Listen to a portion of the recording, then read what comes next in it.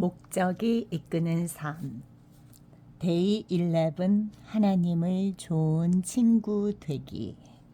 우리가 하나님과 원수 되었을 때도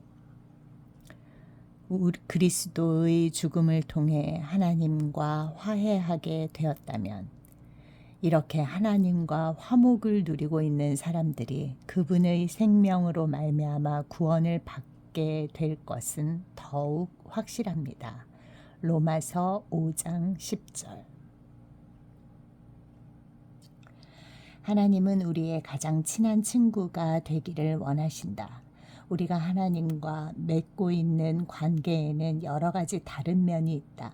하나님은 우리를 만드신 창조주, 우리의 주인 되신 주, 심판하시는 분, 구세주, 아버지, 구원자, 그 외에도 많은 다른 이름을 붙일 수 있다. 시편 95편 6절, 136편 3절, 요한복음 13장 13절, 유다서 1장 4절, 요한 1서 3장 1절, 이사야 33장 22절, 47장 4절, 시편 89편 26절. 하지만 가장 놀라운 사실은 전지전능하신 하나님이 우리의 친구가 되기를 원하신다는 것이다.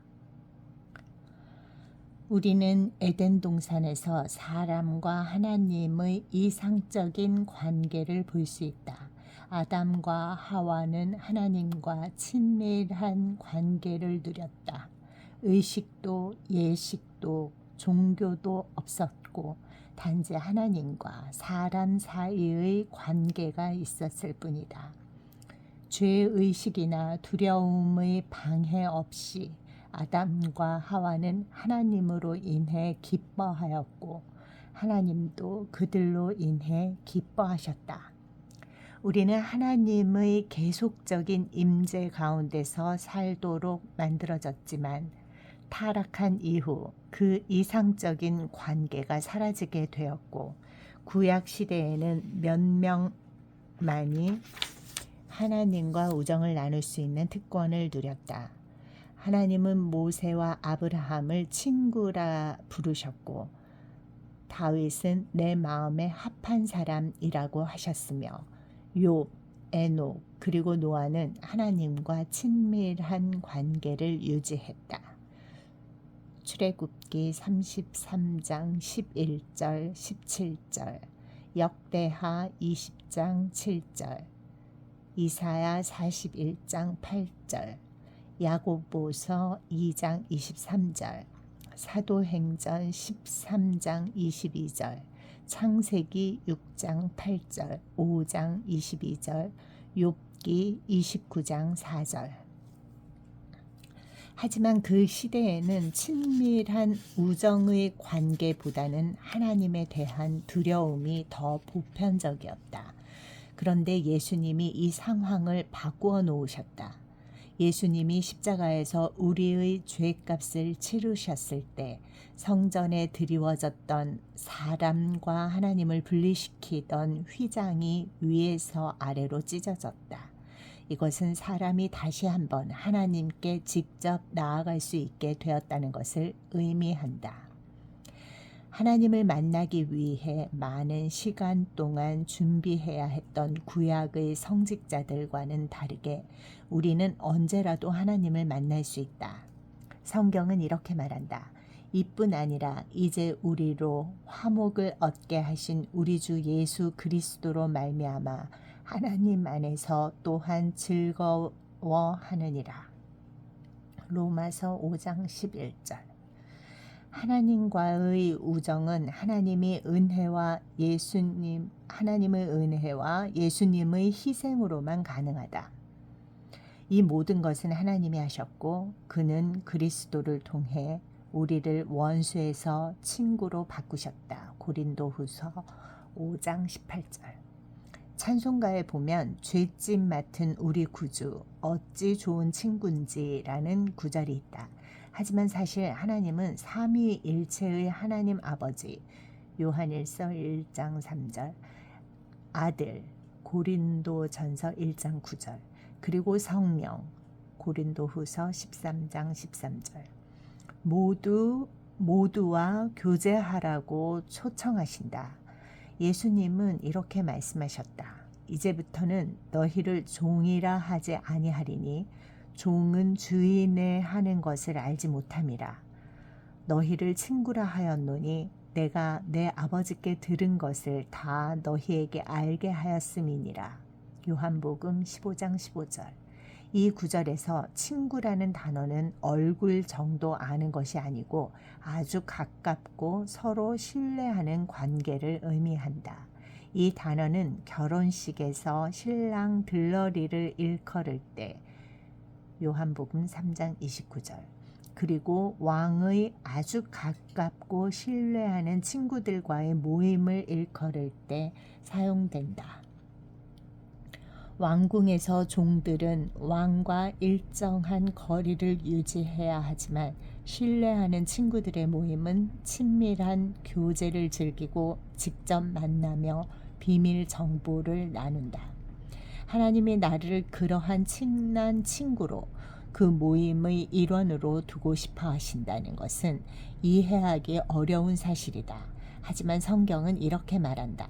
그분은 너희와의 관계에 대해 열정을 가진 하나님이시다. 출애굽기 34장 14절. 하나님은 우리가 그분의 영광과 사랑, 진리, 그리고 목적을 깊고 친밀하게 알기를 원하신다. 사실 하나님은 우리가 당신의 친구가 되게 하시려고 온 우주를 계획하셨고 역사의 모든 부분을 조율하셨으며 우리 삶의 구체적인 부분까지 계획하셨다. 성경은 이렇게 말한다. 인류의 모든 족속을 한 혈통으로 만드사 온 땅에 거하게 하시고 저희의 연대를 정하시며 거주의 경계를 하나셨으니 이는 사람으로 하나님을 혹 더듬어 찾아 발견케 하려 하심이로되 그는 우리 각 사람에게서 멀리 떠나 계시지 아니하도다. 사도행전 17장 26절에서 27절.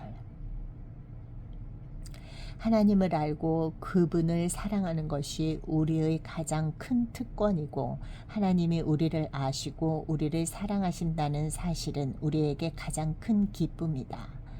하나님은 자랑하는 자는 이것으로 자랑할지니 곧 명철하여 나를 아는 것과 나 여호와는 인애와 공평과 정직을 땅에 행하는 자인 줄 깨닫는 것이라. 나는 이 일을 기뻐하노라. 예레미야 9장 24절라고 말씀하셨다. 전능하시고 눈에 보이지 않으시며 완벽한 하나님과 유한하고 죄 많은 사람 사이에 친밀한 관계가 가능하다는 사실은 상상하기 어렵다. 주종 관계 혹은 조물주와 피조물의 관계 아니면 아버지와 자녀의 관계로 이해하는 것이 더 쉽다. 하지만 하나님이 나를 친구로 원하신다는 것은 무엇을 의미하는 것일까? 하나님의 친구였던 성경 속 인물들의 삶을 연구하면 하나님과의 우정에 관한 6가지 비밀을 알 수 있다. 이 장에서 2가지를 살펴보고 다음 장을 통해서 4가지를 살펴보기로 하자. 하나님의 가장 좋은 친구가 되는 것. 끊임없는 대화를 통해. 일주일에 한 번 교회에 가는 것만으로는 혹은 매일 아침 경건의 시간을 갖는 것만으로는 하나님과 친밀한 관계를 유지할 수 없고 그 관계를 발전시킬 수도 없다. 하나님과의 우정은 모든 삶의 경험을 하나님과 나눌 때 이루어진다. 물론 매일 아침 예배 시간을 정해놓고 드리는 것은 매우 중요하다. 하지만 하나님은 우리 스케줄의 한 부분 이상을 원하신다. 하나님은 모든 활동, 모든 대화, 모든 문제, 그리고 모든 생각에 참여하기를 원하신다. 우리는 하루 종일 하나님과 끊임없는 대화를 할 수 있다. 무엇을 하는지, 그리고 일을 할 때 무슨 생각을 하는지 하나님과 대화할 수 있다. 쉬지 않고 기도하는 것. 데살로니가 전서 5장 17절은 쇼핑할 때나 운전할 때 혹은 일을 하거나 하루의 일과를 수행할 때 하나님과 대화하는 것을 의미한다. 사람들이 흔히 잘못 알고 있는 사실 가운데 하나가 하나님과 시간을 보내는 것은 그분과 단둘이 있는 것을 의미한다고 생각하는 것이다. 물론 예수님이 보여주셨듯이 우리는 하나님과 단둘이 있는 시간도 가져야 한다. 하지만 그것은 우리가 깨어있는 시간의 한 부분일 뿐이다. 만일 우리가 하는 모든 일에 하나님과 함께하고 그분의 임재하심을 의식한다면 우리가 하는 모든 것이 하나님과 시간을 보내는 것이 될 수 있다.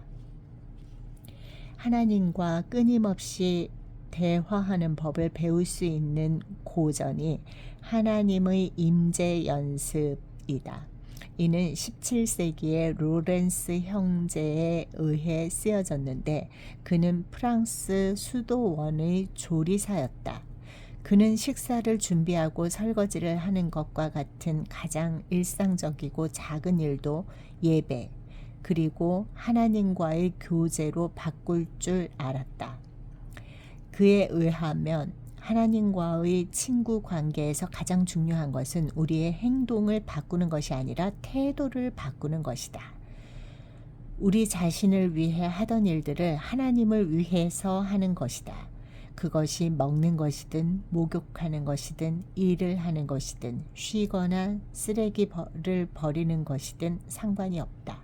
오늘날 우리는 하나님께 예배드리기 위해서는 일상에서 벗어나야 한다고 생각하는데 그 이유는 우리가 모든 순간에 그분의 임재를 연습하는 방법을 배우지 못했기 때문이다. 로렌스 형제는 일상생활을 통해 하나님을 예배하는 것이 아주 쉽다는 것을 깨달았고 그래서 그는 특별한 영적 수련회에 갈 필요가 없었다. 이것이 하나님이 원하시는 이상적인 예배의 모습이다. 에덴 동산에서의 예배는 참석해야 하는 이벤트가 아니라 영원히 계속되는 태도였다. 아담과 하와는 항상 하나님과 교제했던 것이다. 하나님이 우리와 항상 함께 하시기 때문에 지금 있는 장소만큼 하나님께 가까운 곳은 없다. 성경은 이렇게 말한다. 그는 모든 것을 다스리시고 모든 곳에 계시며 모든 것 안에 계신다. 에베소서 4장 6절. 로렌스 형제가 제시하는 또 하나의 방법은 어려운 말을 사용한 긴 기도를 하려고 노력하기보다는 하루 동안 계속 짧은 대화와 같은 기도를 하는 것이다.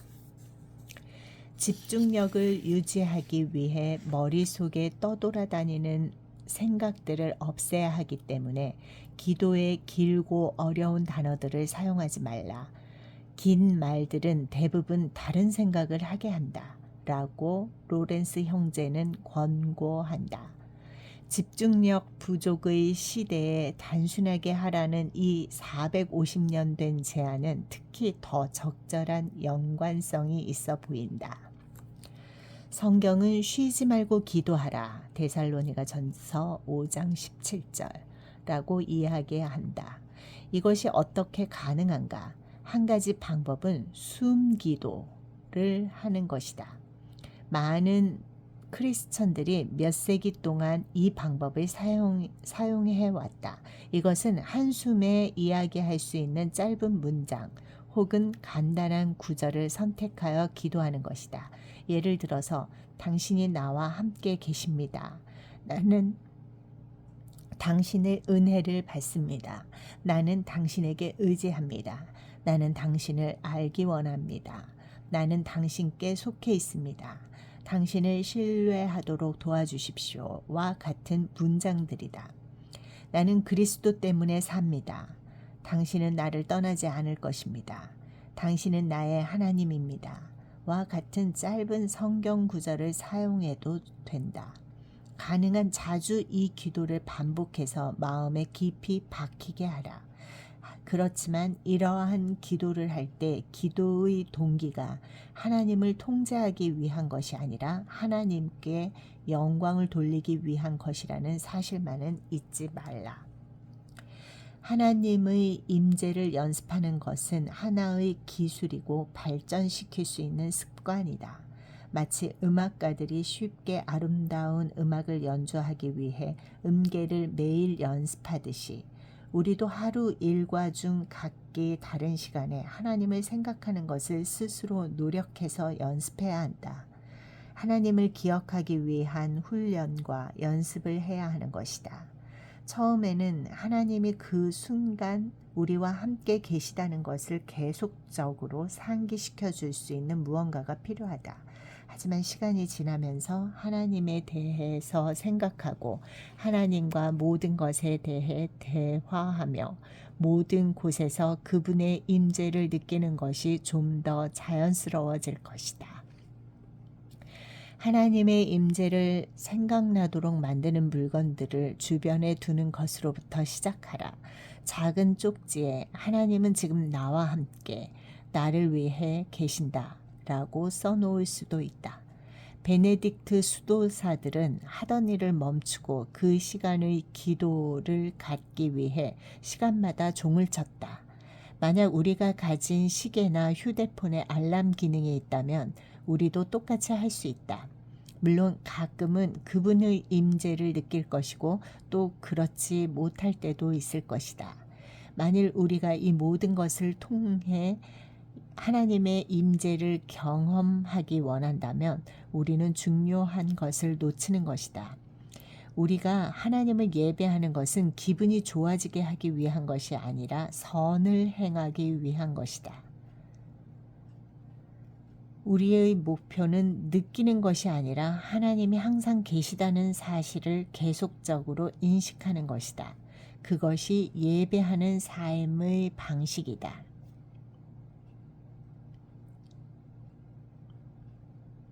계속해서 묵상함으로 하나님과 우정을 맺는 두 번째 방법은 하루 종일 그분의 말씀을 생각하는 것이다.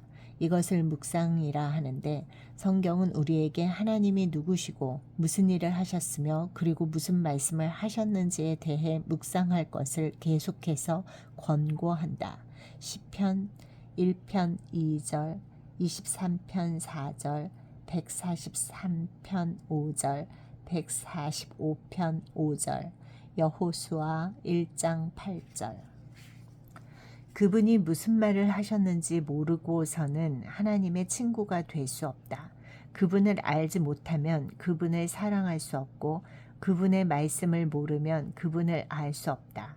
성경은 여호와께서 실로에서 여호와의 말씀으로 사무엘에게 자기를 나타내시니 사무엘상서 3장 21절 라고 말한다. 하나님은 오늘날도 그 방법을 사용하신다. 하루 종일 성경 공부를 하면서 시간을 보낼 수는 없지만 읽거나 외운 구절을 하루 동안 생각할 수 있다. 그리고 머릿속에서 그 구절들에 대해 곰곰이 생각해 볼 수 있다. 묵상을 수도승이나 신비론자들이 하는 어렵고 비밀스러운 의식이라고 오해하는 경우가 있지만 묵상은 단순히 초점을 맞춰 생각하는 것이며 모든 사람이 배울 수 있고 어디서든 할 수 있는 것이다. 한 문제를 놓고 반복적으로 생각하면 그것을 걱정이라 부른다. 그러나 하나님의 말씀을 반복해서 생각하면 그것이 묵상이다. 우리가 걱정하는 방법을 안다면 묵상하는 방법은 이미 터득했다고 볼 수 있다. 우리의 관심을 걱정거리에서 성경 구절로 돌리면 되는 것이다. 그리고 하나님의 말씀을 더 묵상하면 할수록 우리의 걱정거리는 줄어든다. 욥과 다윗이 하나님의 가까운 친구가 될 수 있었던 이유는 그들이 하나님의 말씀을 무엇보다 소중하게 생각했고 하루 종일 생각했기 때문이다. 욥은 나는 내 일용할 양식보다 그의 말씀을 더 소중하게 여겼다. 욥기 23장 12절 라고 시인했다. 다윗은 내가 주의 법을 어찌 그리 사랑하는지요. 내가 그것을 종일 묵상하나이다. 시편 119편 97절. 또 주의 모든 일을 묵상하며 주의 행사를 깊이 생각하리이다. 시편 77편 12절라고 말했다. 친구들은 비밀을 함께 나눈다. 그리고 만약 우리가 그분의 말씀에 대해 하루 종일 생각하는 습관을 기른다면 하나님은 당신의 비밀을 우리와 나누실 것이다.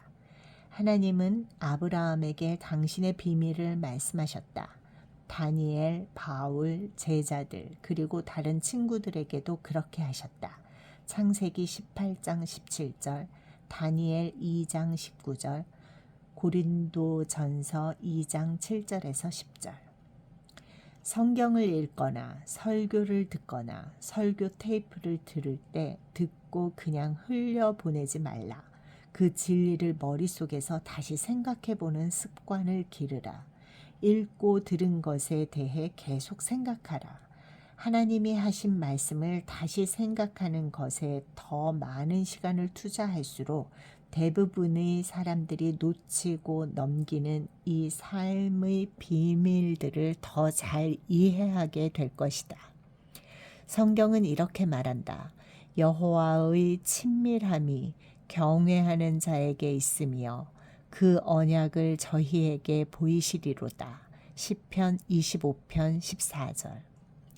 다음 장에서 우리는 하나님과의 친밀한 관계에 대한 나머지 4가지 비밀들에 대해 계속 살펴볼 것이다. 하지만 내일까지 기다리지 말라. 오늘 하나님과 계속 대화를 나누고 그분의 말씀을 계속 묵상하는 연습을 시작하라.